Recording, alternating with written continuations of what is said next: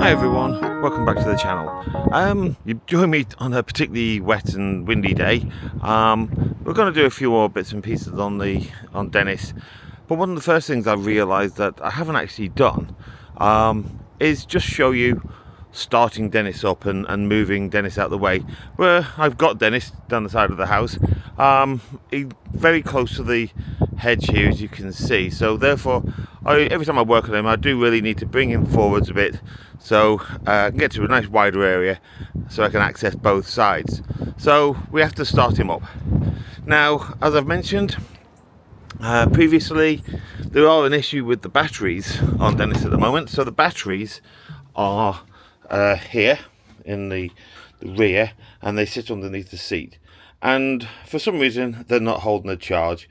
So we are 99.9% certain that these batteries are kaput.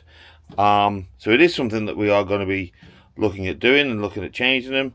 But because of that, when we come to start it, we have to use a jump pack in order to get him going. Really impressed with this. Not cheap. It was about 250 quid. But it's just a little lithium-ion battery. Well, I say a little one. It's a bit bigger than your average battery in your phone. But it's just a lithium-ion battery. But my word, does this pack a punch. So, you know, just something as simple as that is able to get this truck going. So we will connect it up. So putting our terminals onto our battery. Sorry, we should be looking at what I'm doing as well on the camera. We connect our truck up, and straight away the battery pack fires up. Okay, so it is now ready. So go from there, get the keys, and we need to get into the truck to start it.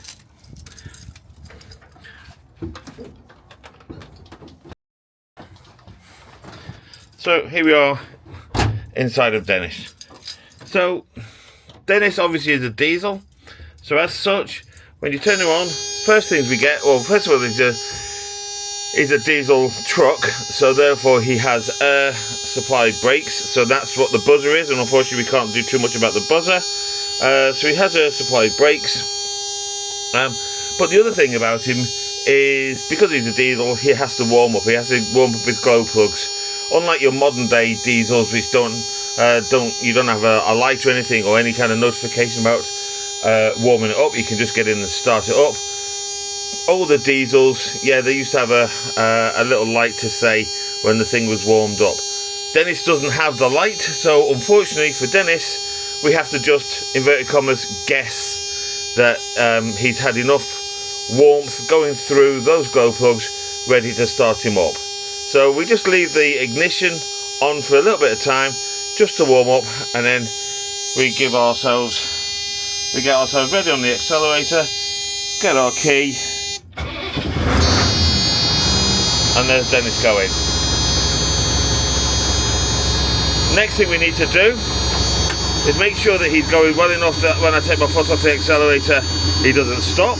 There we go, he's still going. And then we need to get back into the back and disconnect that power pack.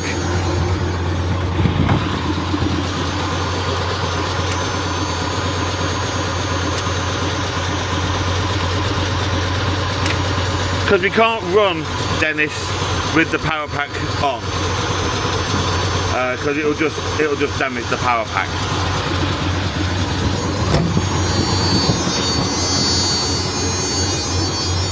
As you can hear, the air supply is still buzzing, so as such we can't move Dennis yet until that air supply has built up. These are the two air tanks, air tank 1 and air tank 2, and as you can see the needles are building up. Now what we can do to try and get them up a little bit quicker is we can give it a few more revs just to try and get those air tanks up. And back in the day when we used to use these appliances in the fire service, this was one of the times when the trucks really used to get a bit of a hounding, because if you had a truck that lost air and lost air quite quickly, obviously it's an emergency vehicle, it needs to get going, and it needs to get going quick. So what would happen is the driver would jump on, start it up, and would absolutely cane the engine to get those air tanks up to pressure. Because whilst they're doing that, you're going to have the officer in charge sitting there, you're going to have firefighters in the back getting ready, all needing to go out to the shout, and they're all waiting for those air tanks to get up to pressure. So you can see air tank 2 is up to pressure, but air tank 1 is still just coming out of the red. As you can see out the window, if you look in the mirror, Dennis is a bit smoky still. We are going to do an oil change on Dennis, which might hopefully give us a little bit of a better exhaust. But there we go, we're now up to pressure and they've gone out. One thing I didn't show you was the low air light. That light will come on, that light's on as well when that buzzer's going. So as long as that light is out, my air tanks are up to pressure, I don't have my buzzer, I'm able to go into gear. Now at the moment I'm doing some work on this in this area, which we'll talk about a little bit later on. So things are moved out of the way, so we don't have the gauge. So there's the the indicator. So there's the indicator that would sit on there, and that shows us where our position is.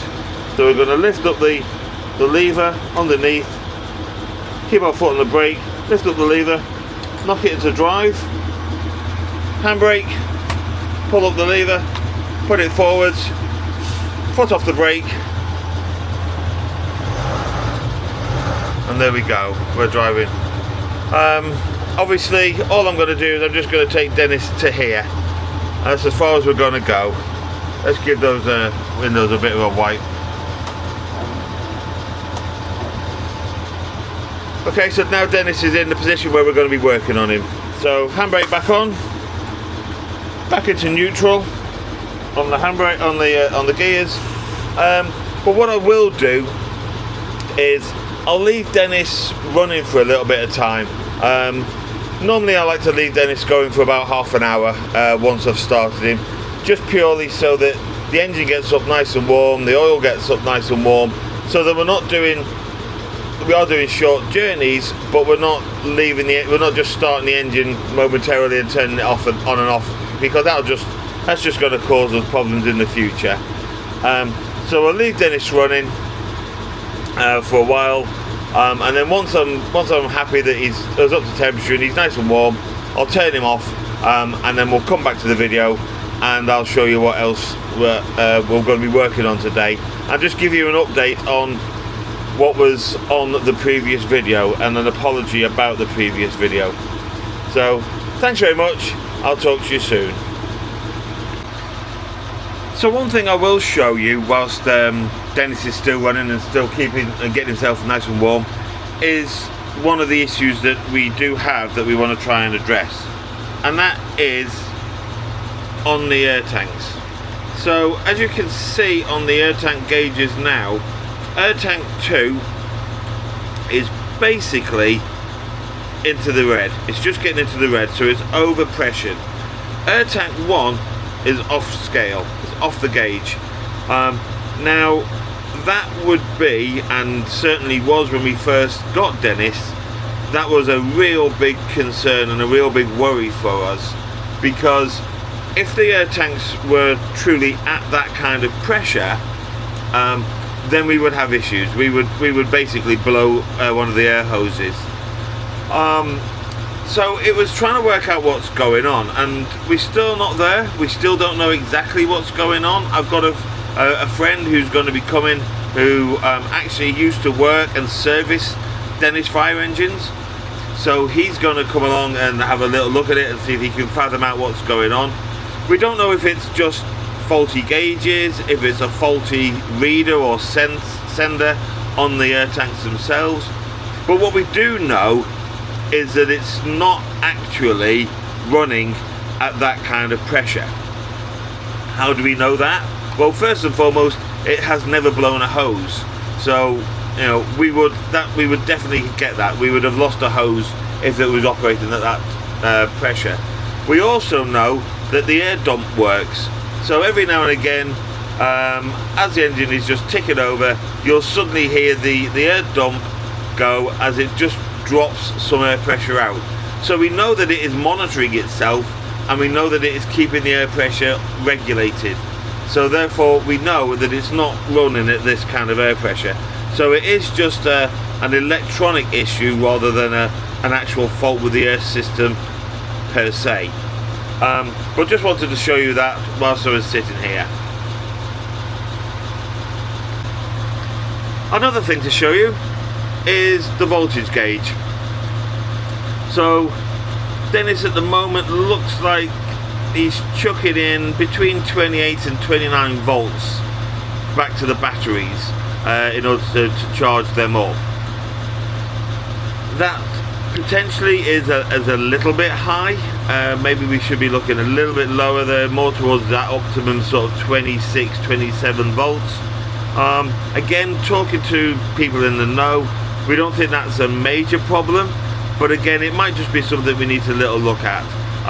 There might be something going on with the electrical system which could tally in with why the batteries are not keeping a charge. I don't think it is. I think the two things probably are unrelated, because I've had it where I've actually disconnected the batteries overnight, so the batteries are just sitting there completely disconnected from Dennis, and then you connect him up again in the morning and the batteries have still lost the charge.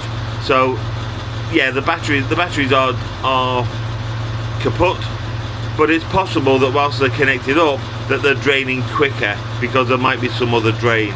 One thing Dennis doesn't have, which is something we are going to address, is it doesn't have a battery isolation switch, which again dates the appliance, because the fire engines always used to have a kill switch for the batteries so that you could turn them off. So there we have it. Dennis has been running now for about half an hour, maybe 45 minutes. So engine is lovely and warm, happy days. So we're able to turn Dennis off in order to now just do some more work on him. Now turning him off is again a little bit unusual, certainly for those of you who are unaware of trucks, and certainly trucks of this kind of age. So whereas in your car, if you were going to turn it off, you'd reach down here, you'd get your key and you'd turn your key off. Well, turning the key does absolutely nothing. What it will disconnect, or it will do something with the electrical power in so much as it will interrupt that. So I'm going to turn the key, but we're going to look up here. As you can see at the moment, our charge light isn't on, our light that says no charge, so we know that there is, or we should know, unless the bulb's gone, we know that there is charge going through to the batteries. If I turn the key, I get my no charge light, so we know that it interrupts that. Likewise, our voltage gauge has also dropped as well. Things like our fuel gauge has dropped, so by turning that off we know that it's interrupted some of the power supply, but as you can still hear, the engine is still running. So to actually turn the engine off, what we have to do is down here is we actually have a lever that says stop, and that's a choke. When we talk a choke, we're not talking like a choke like you used to have on petrol cars. This will choke the engine, so we have to get hold of that and pull it for us, or pull it up. So we pull that lever up, and that's what kills the engine. That turns the engine off. Okay, so here we are in the back of the truck, and as I say, I lost the video of actually replacing the floor that we put down. So what did I do? As you remember, underneath here was two wooden pieces, two wooden panels underneath here, and on the other side over there, two wooden panels. Just plywood, that's all it was. It was just plywood. So I've gone for plywood again. Slightly thicker plywood than what was on it before. It just felt like it needed to be just a little bit thicker, just for pure confidence. And also, it's if it is going to rot, then it'll take a little bit longer to rot through. what, I don't know if you can see if I point. So obviously you might be able to see through there. You've got daylight because straight through there, straight down there is the underside of the vehicle, and that's the roadway. There is nothing protecting the underside of that wood. Nothing at all. That's the, so that anything being splashed up from the road is hitting the underside of that wood. So you can understand why it was rotting. So I've had to work out what I was going to do to treat the underside of that wood. So what I've chosen to do is I've painted the underside of the wood there, and underside this panel here as well. I've painted that with Underseal. So it had a really nice, good, thick coat of Underseal on it. So hopefully that's going to protect the wood for quite some time. The top of the wood, before putting anything on top of any covering on it, I also painted the top of that. Nice big thick coat of, would you believe, as I always do, Hammerite. So I Hammerited the top of the wood, just again so that all the wood was completely sealed. Then I put this cover down on it. Can't get the same cover that was on the vehicle beforehand, so found this. It's just a vinyl floor covering, but it's done to look like the hatch, the checkerboard type steel, which is the same as the edging. So obviously this is actual checkerboard, and then this flooring here is made to look like checkerboard. So that's been done, and then the final thing I did was I just ran a bead of silicone sealant down both ends just to seal it off. I still need to finish off the middle piece, just need to tack that down again because there's virtually very, very little wood for that to actually glue to. So what's happening is, what we found is, regardless of how much glue we put on it and hold it down, as soon as you take any kind of weight off it, the glue eventually just starts to peel off again. So we're probably going to go and just run a couple of panel pins or something along that just to hold it down. It'll also get held down by the cover that we're going to put in over the top, which is the existing cover. So we'll do that. We'll get that cover, and we'll put that in place. We also need to put down the locks, same as these locks. The locks that were down here, we need to put those locks back in place as well. But we don't want to do those until we've actually put the cover back in. So next job then is to get the cover. We'll give it a bit of a clean and a polish up first, and then we'll put it in place. Okay, so we're in the garage, and this is the cover that goes over the top of the transmission. Now, obviously, it's got a piece. It's fiberglass primarily, with this piece of checkerboard screwed onto the top. So what I'm going to do is I'm going to unscrew that piece of checkerboard, polish up as much as I can on the wheel over there, but I'm not going to be able to do all of it just because of the pure size of it. I don't think we're going to be able to do all of it. So the bit I can't do, which will be in the middle somewhere, we'll just do that with a drill and a wire wheel.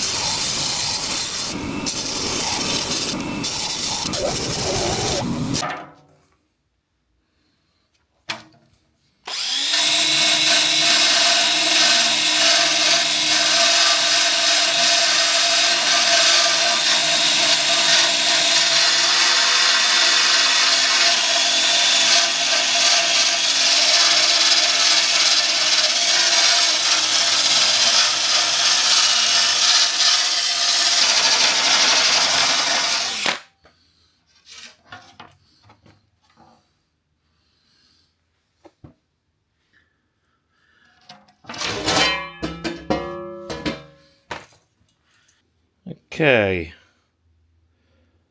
so I think that's about as polished as we're going to get it. So we'll do that. What we'll do now is we'll just clean up the screws and put this back on. Actually, we'll give that a clean first. Put this back on and then get it back on the truck.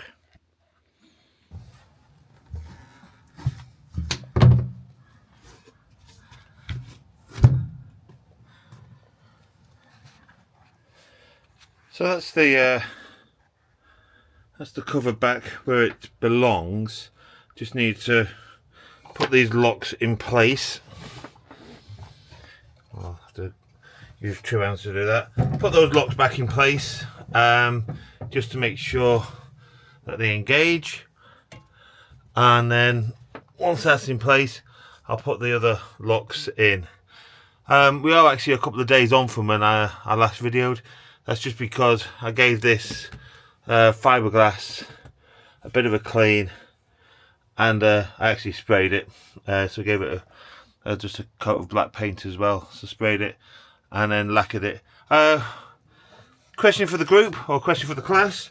When I lacquered it, I went over the top of this with the lacquer as well, just to give it a coat of protection.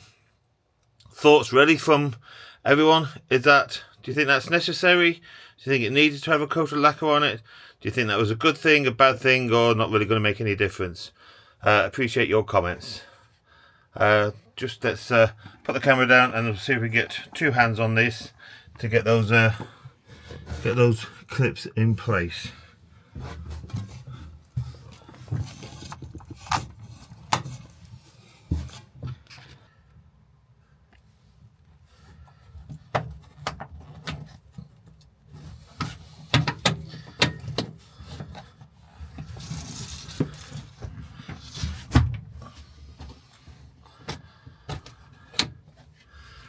So that's those 2 clips in place.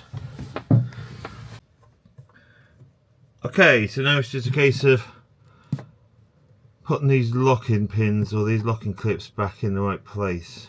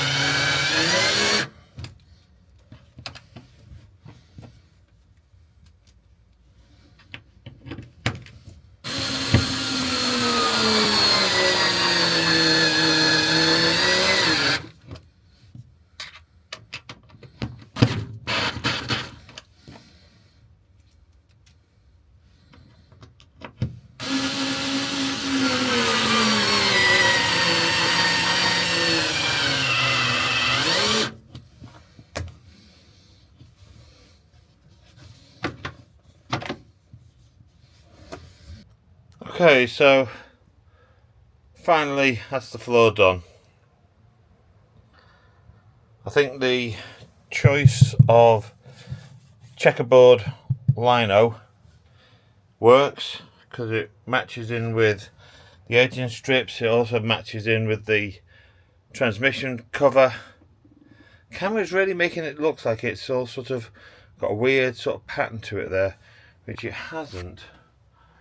No, just don't know why it's showing that. It actually looks quite good. And then we got the obviously the other side over there, which is the side which was the bigger concern, because that's where we had the rot. So happy days. Okay everyone, that's it for now. So thanks very much for joining the channel. As I said, numerous occasions. Please, if you've liked what you've seen, please click that like button. It takes you a millisecond to do so.